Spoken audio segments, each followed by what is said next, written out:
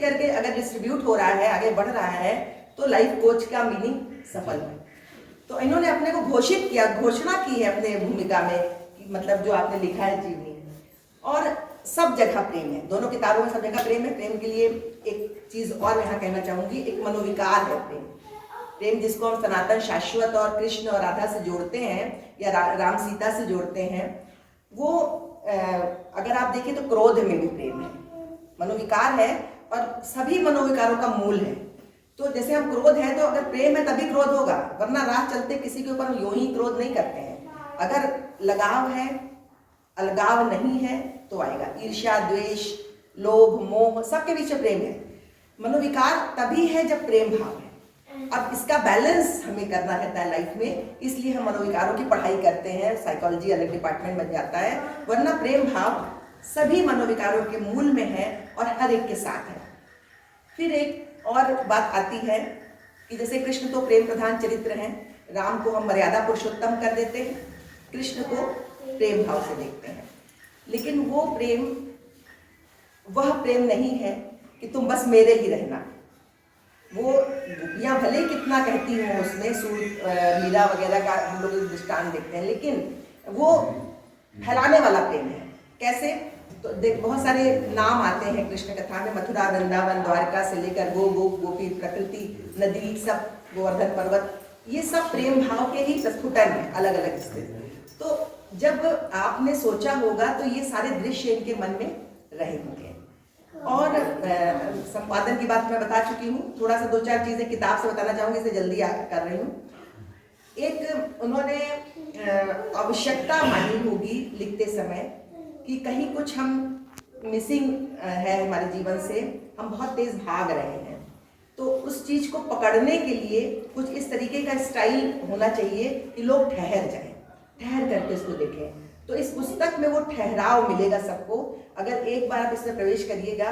और जैसा कि उन्होंने गीत गा के भी, अभी हम उस पक्ष से अनभिज्ञ थे, जब गा के बताया तो मुझे लगा कि सारे जितना इनके छंद हैं वो गेय हैं, और आपने तो प्रस्ताव अच्छा दिया है जैसे गा करके उसको करने का। तो अगर कोई इस तरीके का बन जाता है तो सुनने वाले को और आनंद आएगा, जो रस की बात और प्रेम की बात हम कर रहे हैं वो और विस्तारित होगा।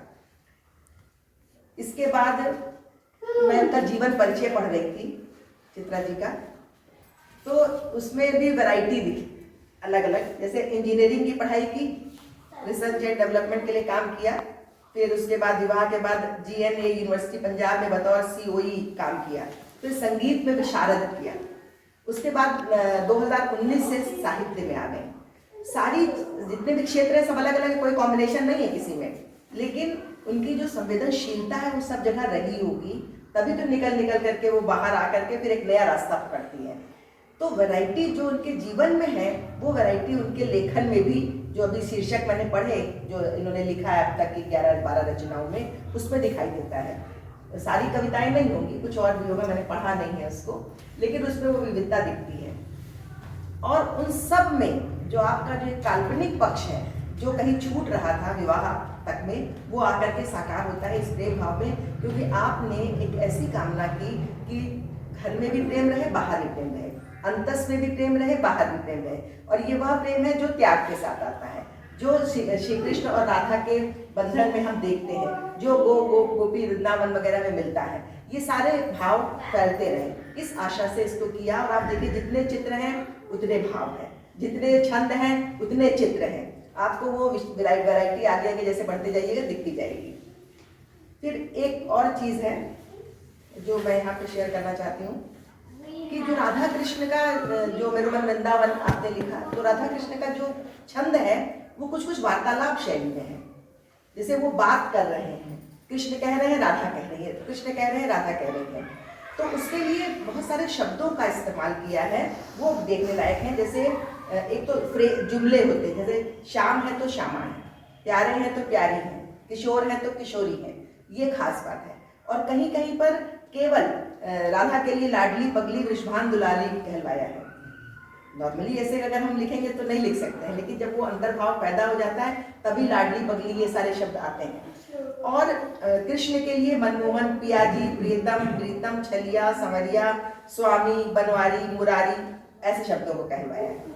तो ये शब्द कहाँ से आ रहे हैं? ये शब्द उसी प्रेम भाव से आ रहे हैं जो अंदर से निकल रहा है। तो कहीं ना कहीं उसके बीज पिताजी से, परिवार से या विरासत में आए होंगे, इनहेरिट हुए होंगे और आकर के पुस्तक के रूप में निकलते हैं। तो ऐसी सुंदर पुस्तक लिखने के लिए उनको बहुत बहुत आशीर्वाद मिले और ऐसा करती रहें, इसको मतलब छोड़े ना, क्योंकि इसमें बहुत दूर तक जाएगी बात, इसमें अगर चलती रहेगी।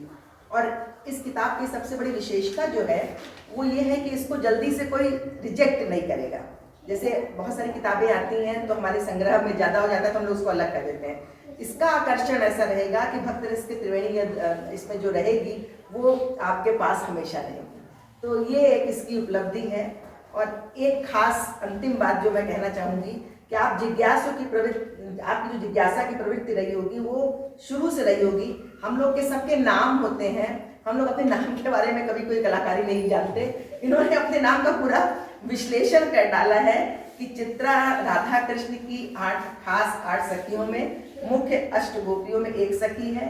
चित्रा का अर्थ है चित्त। चित्रा चौधरी के चांद को भी कहते हैं। चित्रा नाम की एक नदी है जो बांग्लादेश में स्थित है। चित्रा एक नक्षत्र का नाम है। चित्रा माँ भगवती का भी एक नाम है। हिमालय के उत्तर में पुष्पभद्रा नामक नदी के पास चित्रा नाम की शिला है जिस पर मार्कंडेय जी साधना करते थे।